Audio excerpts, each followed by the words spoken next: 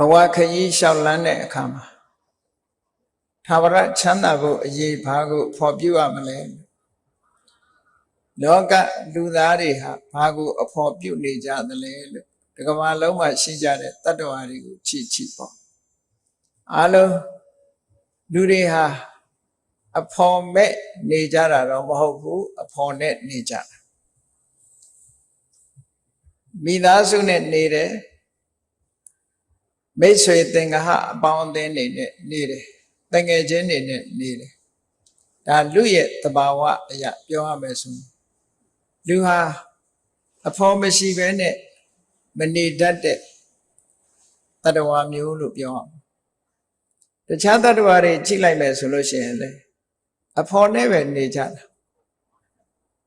အဲ့ဒီအဖော်နဲ့နေတာရဲ့အကျိုးကျေးဇူးဘယ်အဖော်မျိုးကိုရှာဖွေမှအတူတကွနေရမယ့်ပုဂ္ဂိုလ်မျိုးဟာတကယ်အရေးကြုံလာတဲ့အခါမှာဘယ်လိုအခြေအနေမျိုးတွေဖြစ်နိုင်တယ်လဲဆိုတာဘဝအရေးနဲ့ပတ်သက်ပြီးတော့တည်တည်ချာချာစဉ်းစားဆင်ခြင်ပြီးတော့သုံးသပ်ကြည့်ကြရမှာဖြစ်တယ်ဘဝတစ်ခုဟာအစဉ်ပြေးနေတဲ့အချိန်မှာဆိုရင်တကယ်ချင်းအပေါင်းအသင်းတွေနဲ့နေမိသားစုနဲ့ပဲနေကိုနှစ်သက်ရပုဂ္ဂိုလ်တွေနဲ့ပဲနေ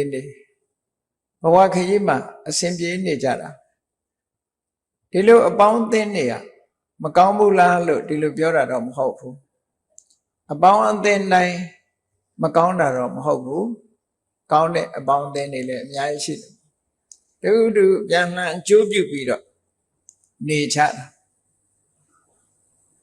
ဘဝယက်တည်ဖို့ရအတွက်တူအဖော်ပြုတ်ပြီးတော့နေကြတာချမ်းသာဒုက္ခရနိုင်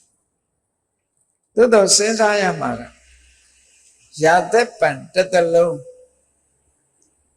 ကျန်တဲ့အပေါင်းအသင်းအဖော်ပြုမှုတွေဟာ